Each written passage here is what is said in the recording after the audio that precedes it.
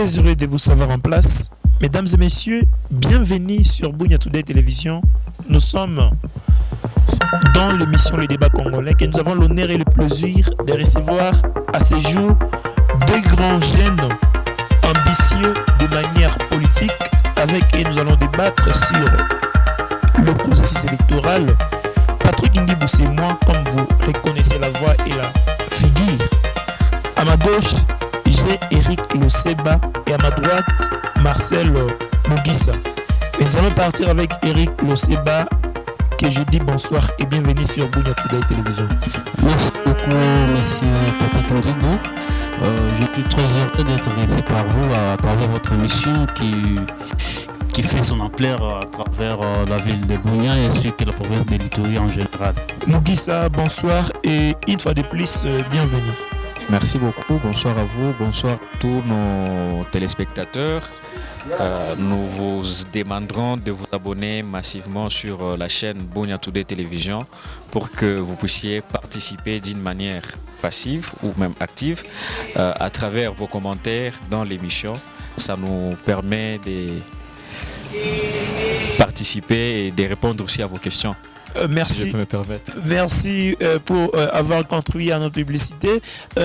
Voilà, vous tous, vous êtes deux jeunes très influents dans la ville de Bunia. Nous commençons avec vous, cher Marcel Mugisa. Aujourd'hui, le processus électoral est en train de partir à 4 mois des élections législatives, présidentielles, voire certaines élections. Quelle est votre lecture en tant qu'acteur politique et aussi un jeune leader dans la province de l'Ituri, particulièrement en ville de Bunia? Je pense que les gens doivent ouvrir les yeux. Le processus électoral est lancé. Il n'y aura pas de prolongation, il n'y aura pas de glissement. Le processus est lancé. Donc j'appelle tout le monde à adhérer massivement à ces processus, à s'identifier dans ces processus, parce qu'il s'agit de notre avenir qui est mis en jeu. Les 5 prochaines années seront décisives. Alors, j'appelle tout le monde à participer de manière active, de manière directe à ces élections pour que nous ne puissions pas continuer à vivre la situation dans laquelle nous nous retrouvons aujourd'hui. Et aujourd'hui, vous demandez à la population à s'engager de manière active dans ce processus au moment où elle avait voté en 2018 et les résultats sont loin d'être approuvés ou acceptés. Pensez-vous que cette population se rendra encore aux urnes avec beaucoup de courage? Je pense que la population doit maintenant choisir de nouvelles figures qui incarnent les changements. Lorsque nous nous présentons aujourd'hui, nous sommes de nouvelles figures dans l'appareil politique. Non pas que nous sommes des novices, mais c'est que nous voulons apporter un changement, contrairement à l'ancienne génération qui est inactive, qui a été inactive et qui a montré son incapacité à répondre aux besoins de la population. Et cette même génération qui nous a promis tant de promesses, on nous a parlé de la continuation, on nous a parlé de la petite Suisse, ainsi de suite. Alors aujourd'hui, il s'avère que tout n'a pas été fait. Le bilan n'est pas suffisamment positif. Alors aujourd'hui, il y a des nouvelles figures. Moi, en l'occurrence, et mon frère qui est à votre gauche, nous nous présentons aujourd'hui pour apporter un changement. Et les changements, ça s'identifie à travers, comme j'aime le répéter, le projet de société que nous allons vous proposer. Au moment venu, nous allons vous proposer des projets de société et ce sont ces projets de société, nous demanderons à ce que les jeunes, la population, les électeurs puissent se focaliser non plus sur les cadeaux qu'on va offrir, non pas sur les dons qu'on va donner, non pas sur les ponts que certains vont construire, mais plutôt sur les projets de société qui rencontrent réellement leurs besoins et qui seront proposés. Voilà, Eric Loseba, connu pour vos contributions actives au sein de la société. Une fois j'étais avec vous lors de votre contribution au niveau du pont qui relie les quartiers Yambi à Kindia qui avait connu des problèmes. Certainement, vous êtes dans plusieurs choses avec la jeunesse. Aujourd'hui, pensez-vous que vous êtes une figure emblématique qui pourra peut-être apporter tant soit peu un apport au niveau de la jeunesse une fois être au poste de commandement? D'abord, je tiens à vous remercier encore une fois pour cette invitation. Comme vous l'avez su bien dit, moi mais c'est Eric Luseba, cadre du parti politique Congrès national congolais, parti cher à l'excellence Pius Mwabilou Mbayo Mukala. Nous avons aujourd'hui décidé de participer à ce processus électoral comme candidat. C'est parce que nous sommes partis de certains constats sur terrain. On s'est dit non, vie. Tout ce que nous avions comme vision, ambition, et nous pourrons bien le mettre en pratique, en état aux affaires. C'est pourquoi nous avons décidé de postuler, et évidemment au niveau de la députation provinciale. C'est pour contribuer au développement de notre province. Et cela passera, comme vous le savez, un député, c'est quelqu'un qui sera là pour rappeler au gouvernement, parce que c'est le gouvernement qui aura ce que nous appelons un projet de société qui va mettre en place pour amener le développement. Maintenant, une fois que nous serons là, ce sera pour chaque fois rappeler au gouvernement, voyons, vous aviez proposé ceci, vous aviez dit que vous allez faire cela, jusque-là vous n'avez pas fait cela. Donc, nous pensons que nous allons bel et bien aider notre population à travers nos plaidoyers, à travers nos actions parlementaires, pour que tout ce qui sera préconçu par le gouvernement soit mis en place. Ceux qui nous connaissent le savent, nous n'avons peur de rien. Quand nous décidons de défendre quelque chose, nous le défendons jusqu'aux dernières énergies. C'est pourquoi nous passons être à la hauteur de notre mission comme parlementaire. Et loin de nous l'esprit de prétention, mais nous pensons que nous serons là pour défendre la population à travers les actions parlementaires, à travers le plaidoyer auprès de certains partenaires de notre pays, de notre province, afin que le social de la population soit amélioré. Voilà, Eric Luseba, bien ou bon sont ceux qui le disent. Et une fois arrivé au poste de commandement, les discours changent. Et ils n'ont des comptes à rendre qu'à leur ventre, leurs préoccupations. Pensez-vous faire la différence? D'abord, c'est ce que nous devons mettre de côté, l'égoïsme, l'intérêt personnel. C'est ce qui n'a pas permis que notre pays soit développé comme nous le pensons tous, bien évidemment notre province. Donc le plus important, c'est de mettre au premier plat l'intérêt général. Et si nous tous, nous allons mettre au premier plat l'intérêt général, nous passons bel et bien que nous allons faire quelque chose pour l'intérêt de la population.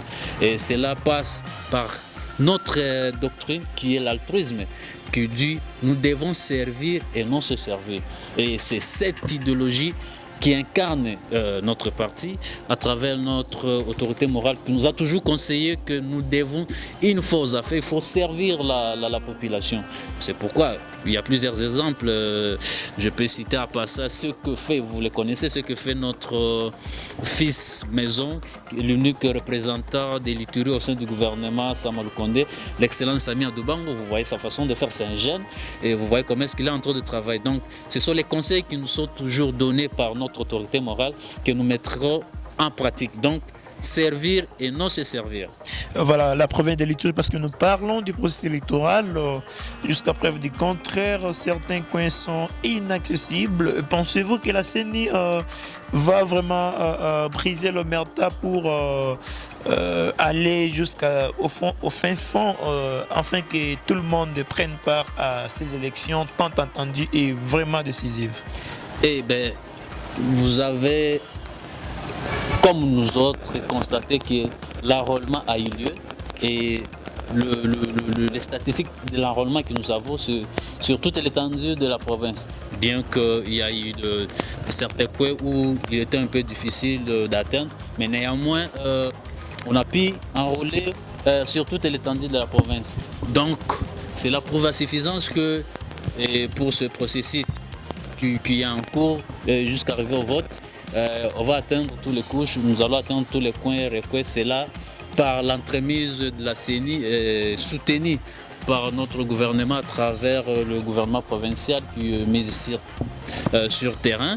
Et nous pensons bien qu'il faut soutenir encore une fois ces processus comme ils l'ont fait par rapport à l'enrôlement et que nous aurons un résultat qui sera général. Donc nous sommes persuadés que ces élections auront bel et bien lieu et sur toute l'étendue de la province. Merci Eric Loseba, nous allons vous revenir pour chiter. Maître Mugisa Marcel, vous venez de suivre votre confrère, lui qui est candidat à la députation provinciale.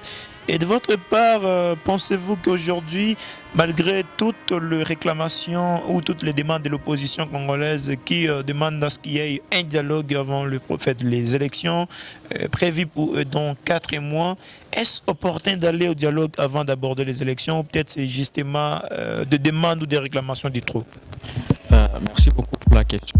Je voudrais revenir un peu en arrière. Lorsque je parlais de projets de société, je pense que lorsqu'un député il va au Parlement, je suis candidat à la députation nationale pour la circonscription de la ville de Bunia, lorsqu'un député va au Parlement, il va avec un projet de société. Ces projets de société se définissent par les propositions de loi qu'il aura à faire au niveau du Parlement, que ce soit au niveau du Parlement national ou au niveau du Parlement provincial. Parce que le député national ou le député provincial, il est appelé à légiférer. Et c'est sur base des besoins de la base, des besoins de la population, qu'il va apporter des projets de propositions de loi au niveau du Parlement. Ou encore, il peut aussi proposer des projets au niveau du gouvernement, tant national que provincial. Alors, revenons à votre question. Je pense qu'il est inopportun aujourd'hui de parler des dialogues, d'autant plus que le train électoral est déjà lancé. On a vu l'engouement qu'avait les dépôts de candidature. Oui, les dépôts de candidature, notamment ici en province de l'Ituri, au niveau de la ville de Bunia, il y a eu plus de 60 prétendants qui ont déposé leur dossier.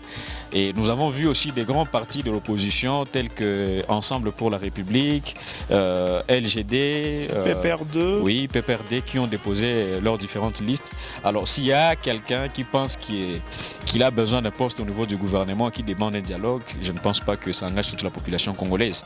Les Congolais aujourd'hui, ils ont besoin d'élire des nouveaux animateurs de la classe politique et ils n'ont pas besoin d'aller dans un quelconque dialogue. Alors, généralement, on sait très bien que c'est souvent le pouvoir qui cherche à conserver, qui cherche à tout prix à conserver, qui demande les dialogues. Mais aujourd'hui, on est surpris de voir que c'est l'opposition. On se rend compte que l'opposition a peur d'affronter les élections. Ils savent qu'ils ne sont pas préparés, ils savent qu'ils n'ont rien à dire. Au moment où le gouvernement n'a pas répondu à ces promesses, pensez-vous que l'opposition a vraiment peur? La question de savoir dans quel contexte on dit que le gouvernement n'a pas répondu à ses promesses.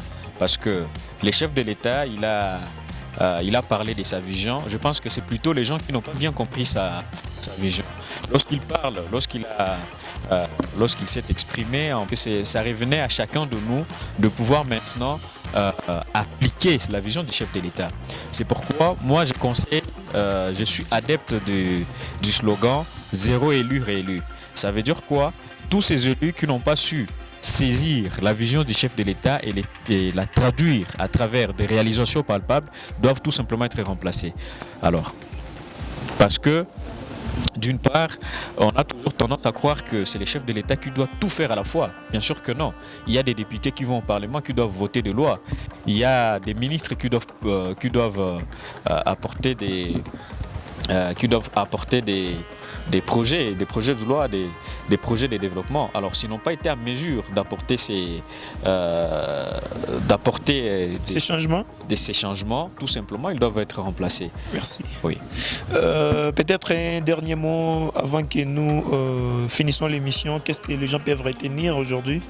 Aujourd'hui, j'appelle tout le monde, tous les Congolais en général, les Ituriens en particulier, à soutenir la nouvelle énergie, la nouvelle vague des jeunes qui saisissent aujourd'hui la portée de leurs responsabilités en déposant leur candidature. Certainement, tous ne viennent pas pour servir, mais il y a ceux-là qui viennent avec cette ambition de servir et qui en ont la compétence nécessaire. Et ce sont ces jeunes qui doivent être soutenus par la jeunesse. Merci. Je vous en prie. Voilà, Eric Loseba, vous avez commencé la bataille politique il y a 7 ans, si ma mémoire ne se dérange pas. Oui. Voilà, Plus de 7 ans même. plus de 7 ans, voilà la précision. Et aujourd'hui, vous entrez vraiment dans le cercle politique. Nous savons les combats que vous avez menés. Aujourd'hui, la population peut compter sur vous avec ces processus déjà que l'opposition qualifie déjà de biaisés. Quelle est votre lecture et vous chitez directement? Écoutez, comme l'a si bien dit mon confrère à côté, je pense que ça sera aberrant et je ne sais pas si dans quel pays déjà où l'opposition demande qu'il y ait glissement. Il n'y a qu'en RDC que nous le vivons. Comment expliquer que c'est l'opposition qui demande qu'il y ait glissement? Or, c'était plutôt au gouvernement de demander cela.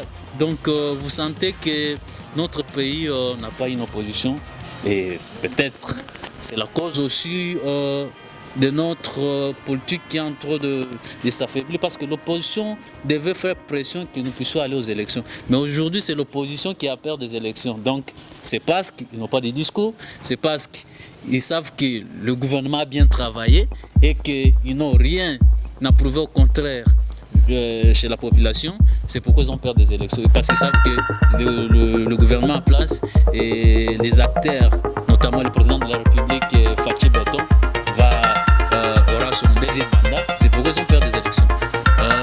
Nous, à notre côté, nous allons travailler, nous allons nous battre pour donner le deuxième mandat à son Excellence Félix Antoine Tshisekedi Tshilombo, mais aussi lui donner une majorité écrasante. Et c'est là, à travers les jeunes, une nouvelle énergie parce que nous présumons que ces jeunes vont apporter une nouvelle façon de faire, une politique pour l'intérêt de la population. Merci. Vous aurez compris que nous sommes arrivés au terminus de cette grande émission, le débat congolais, qui avait le plaisir de recevoir Eric Loseba, membre et cadre du parti Sense-Cher à Pius Mwabilumba ya Mukala. Et à ma droite, j'étais avec Marcel Mugisa, le maître de son état, également acteur politique. Je vous dis au revoir et à nous voir d'un moment à l'autre. Et sachez que chaque jour est une chance de rendre sa vie meilleure. Ciao.